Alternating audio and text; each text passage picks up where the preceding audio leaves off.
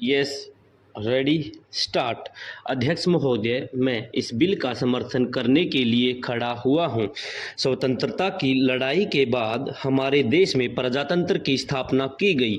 उस लड़ाई के समय हमारे वीर सैनिकों और बड़े बड़े नेताओं ने यह सोचा था कि अपने हाथ में जनता का शासन होगा और उसके साथ साथ समाजवाद भी स्थापित किया जाएगा। किसानों और श्रमिकों का राज भारत में कायम होगा। इसी सपने के साथ हमारे देश में प्रजातंत्र की स्थापना हुई। जनता के द्वारा जनता के लिए जनता का शासन स्थापित हुआ। हमारे देश में प्रजातंत्र की स्थापना के साथ मंत्रिमंडल का भी गठन किया गया। 30 वर्षों तक इस देश में कांग्रेस का शासन रहा और 30 वर्षों तक लगातार कांग्रेस शासन का विरोध करते हुए आज पहली बार दिल्ली में जनता पार्टी का शासन हुआ। जनता पार्टी से लोगों को बड़ी आशाएं थी कि भारत में कोई बहुत बड़ा जादू होगा। जनता पार्टी के बहुत बड़े बड़े नेताओं ने दिन रात कांग्रेस के मंत्रियों की आलोचना की। उन्होंने कहा कि वे बड़े बड़े मकानों में रहते हैं, बड़े बड़े वेतन लेते हैं और मंत्रियों पर लाखों रुपया खर्च होता है। उन्होंने कहा कि प्रधानमंत्री यह कहते हैं और इस तरह के कपड़े पहनते हैं आदि। उन्होंने एक विचित्र वातावरण भारत में पैदा किया। मैं पूछना चाहता हूं कि क्या जनता पार्टी के मंत्री कांग्रेसी मंत्रियों के बराबर वेतन नहीं ले रहे हैं? क्या वे उन बंगलों में नहीं रह रहे हैं? क्या उनके ऊपर वह खर्च नहीं होता है? कांग्रेसी राज्य के मंत्रियों और जनता पार्टी के मंत्रियों में किसी भी बात में क्या अंतर है? आदरणीय अध्यक्ष महोदय, आपको अच्छी तरह से मालूम है कि जब संसद के चुनाव हो रहे थे उस समय कुछ नेताओं ने यह बयान दिया कि 20 मार्च तक जो नेता जनता पार्टी में सम्मिलित हो जाएंगे हम उनका स्वागत करेंगे। इसके बाद जो लोग शामिल होंगे हम उनको शामिल नहीं करेंगे। आप लोग दिन रात ऐसी बात करते हैं। आप यह जवाब दे सकते हैं कि कांग्रेस पार्टी ने भी ऐसा ही किया है। मैंने यदि कोई गलती की तो उसका यह अर्थ नहीं है कि आप भी वही गलती करें। आपने हमारी गलतियों को जनता को बताया और तब शासन में आए। आपने कहा कि देश में प्रजातंत्र समाप्त हो गया है। अध्यक्ष महोदय, हमारे दल ने असम राज्य की समस्या को जिस रूप में समझा है उसको हमारे दल के नेता ने इस सदन में अपने भाषण के समय स्पष्ट रूप से कह दिया है। मैं फिर से इसी बात को दोहराना नहीं चाहता हूं। मैं इस बात से पूरी तरह से सहमत हूं कि यह समस्या एक गंभीर समस्या है और देश की एकता के लिए, देश की आर्थिक स्थिति के लिए यह एक कठिन समस्या बनी हुई है। कुछ दल इस समस्या को और भी बढ़ाना चाहते हैं, इसमें कोई शक नहीं है, लेकिन हमारा दल और हम लोग इस बात के खिलाफ हैं।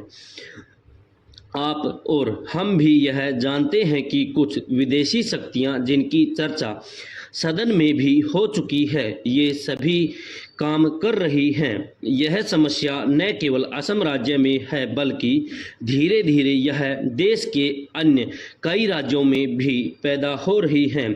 ऐसी विदेशी शक्तियों की यह इच्छा है कि यह देश सदा के लिए अलग अलग हिस्सों में बंट जाए।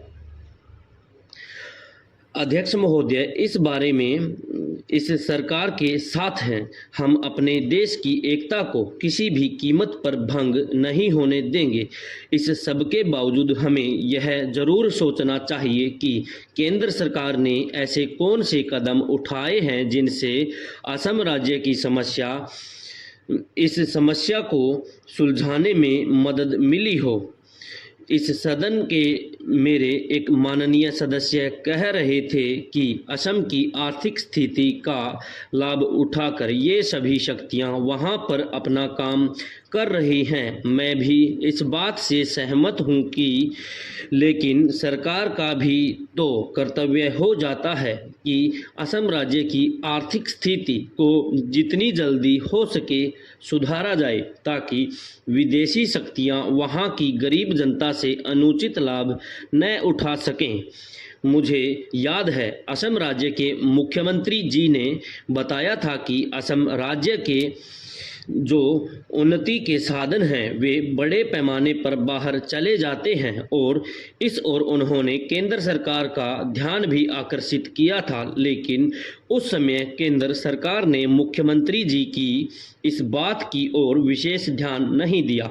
इसी तरह से यदि आप देखें तो आप असम राज्य की और भी विकास की योजनाओं की तरफ विशेष ध्यान नहीं दिया गया है। मेरा सवाल है कि असम राज्य का अब तक उतना विकास नहीं हुआ जितना कि होना चाहिए। उपाध्यक्ष महोदय, मैं बड़े ध्यान से अपने दोस्त के भाषण को सुन रहा था। मैं उनको आश्वासन देना चाहता हूं कि विरोधी दल के लोग न तो हरियाणा के खिलाफ हैं और न पंजाब के खिलाफ हैं।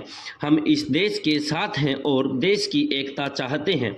हरियाणा भी देश का अभिन्न अंग है, पंजाब भी देश का अभिन्न अंग है, राजस्थान भी देश का अभिन्न अंग है और हम इस देश की एकता की रक्षा करना चाहते हैं। हमें इस बात पर प्रसन्नता होती है जब सरकारी पक्ष के लोग खुलकर कहते हैं कि हमारे देश के भीतर फूट डालने वाली केवल विदेशी शक्तियां हैं। इसकी जिम्मेदारी अमेरिकी सरकार की और पाकिस्तान सरकार की नीतियां हैं और वे हमारे देश को कमज़ोर करना चाहते हैं।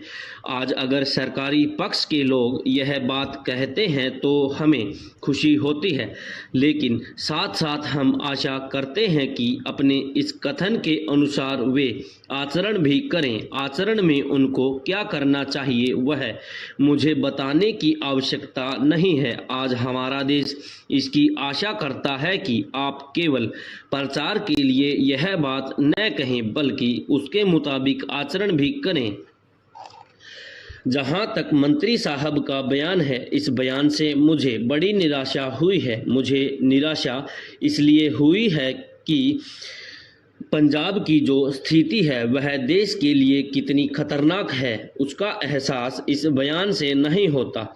उस समस्या को सुलझाने के लिए इसमें कोई रचनात्मक सुझाव नहीं है। जो सुझाव मंत्री जी ने दिए वे क्या हैं?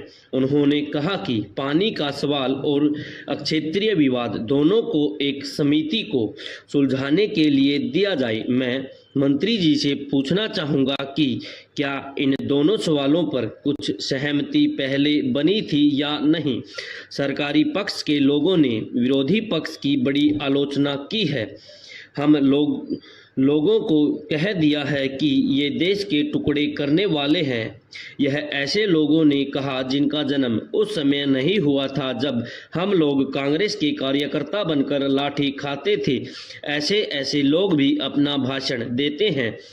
उनका जवाब देने की मैं आवश्यकता नहीं समझता हूँ। माननीय मंत्री जी इस बात को स्वीकार करेंगे कि विरोधी पक्ष के लोगों ने इस समस्या को सुलझाने में सरकार की कुछ सहायता की है। विराम समाप्त।